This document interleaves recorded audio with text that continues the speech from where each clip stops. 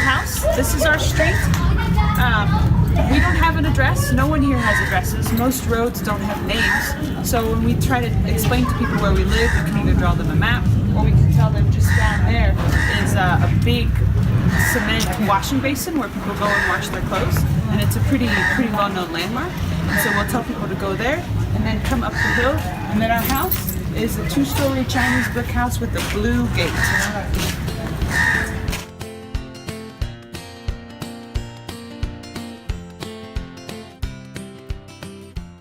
We are now inside the gate, and one feature of our gate is we have this cool looking key to lock it, which although it looks cool, it's really big and a little bit impractical. So we can lock our gate with our key so no one can come. We are really lucky in that this house has a pretty big courtyard.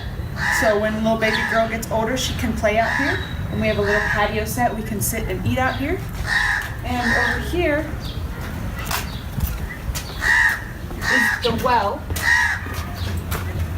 And then this is a tank that we can also put water in. Right now it's the dry season, so our well might run dry, and then they can get a water tanker to come in from the city and fill up the well and fill up this black tank. And then over here they have a pump which pumps the water up to the roof, and that's how the plumbing works. It comes from the roof, and there's also a solar heater on the roof. So if it's a nice sunny day like today, we could take a hot shower anytime after noon. If it's not sunny, we can take a cold shower, which is not that fun, or we can make a bucket of warm water and take a shower in a bucket, which is quite a Nepali experience.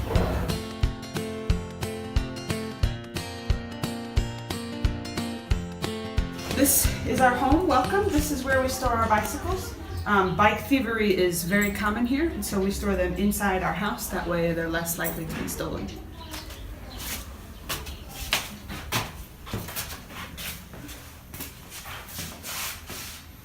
And this is where we take off our shoes.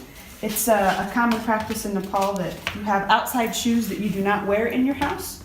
So whenever you enter someone's home, you take off your shoes. Sometimes they will have house shoes for people to wear that you wear only in the house. So this is the middle room of our house. It doesn't really have any windows, so we don't really do much in it other than store things. One of the things we store is our power inverter system, and it consists of these 2 really heavy batteries, and then this device which takes power from electricity and charges the batteries. That way when the electricity cuts out, we can use the electricity that's been stored in the batteries to power lights. It powers our internet. It's not powerful enough to power appliances like a refrigerator or microwave, but when the power does go off, we still can use the internet. This is our bedroom. It's very nice. It has a wonderful built-in wardrobe, which is the closest thing to a closet I've seen here. Closets don't really exist. So that's really nice. We store all of our clothes in there. And one other thing that we keep in our bedroom is our very fancy, from China, air purifier, which is a fan, and Velcroed on the front of the fan is an air filter. So it turns on and it filters the air for us so we can sleep well at night. And also in this room is Joe's safe, which he bought from a little parcel on the street. It has several key mechanisms. It's very, very secure.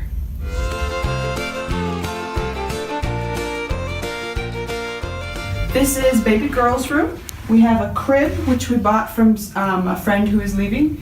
We have some storage. We might get some more things in here like a chair, a rocking chair, but for now this is baby girl's room.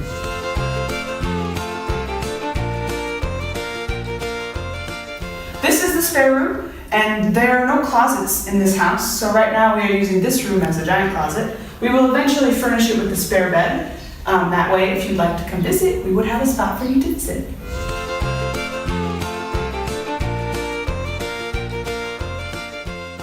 This is our bathroom. We got very lucky in that this bathroom has a bathtub and a separated shower. The traditional Nepali style bathroom has the shower not separate from the sink or the toilet, so the whole bathroom gets wet when you take a shower. So we are very lucky that we have a curtain off our shower.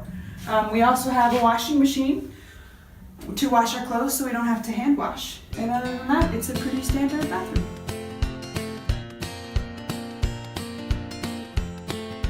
is our kitchen, and we're very lucky. I'm very lucky that it's so big. I have lots of cabinet space, even though there's no doors, and lots of counter space.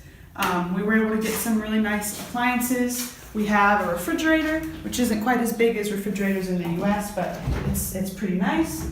We have a toaster oven, which is where I do any kind of baking. We have a microwave, which is used for heating up leftovers mostly, sink, and then we have a 3-burner gas stove, and you can see the gas tank down there, and that's what we use to cook on. And over here we have our water. Water is a big deal here, whether or not you have enough water, whether or not you can find water that's safe to drink. So this blue jug water we get from our water guy.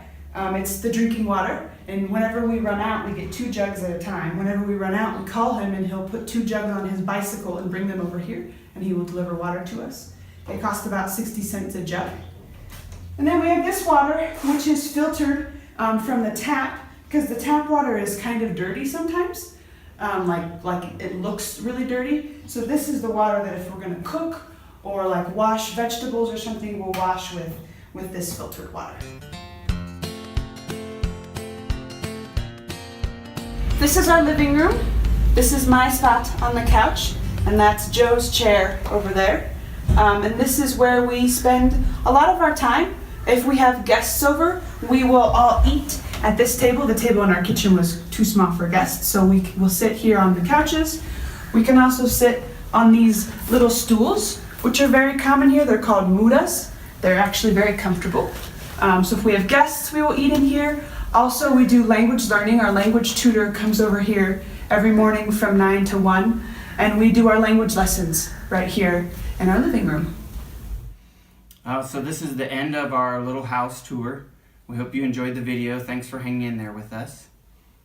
We had 2 main goals when we came here for this first little trip. One of them was to start some language learning and get that process going, and we are doing that. And the other one was to find an apartment and get it all set up. And as you can see, we've mostly done that.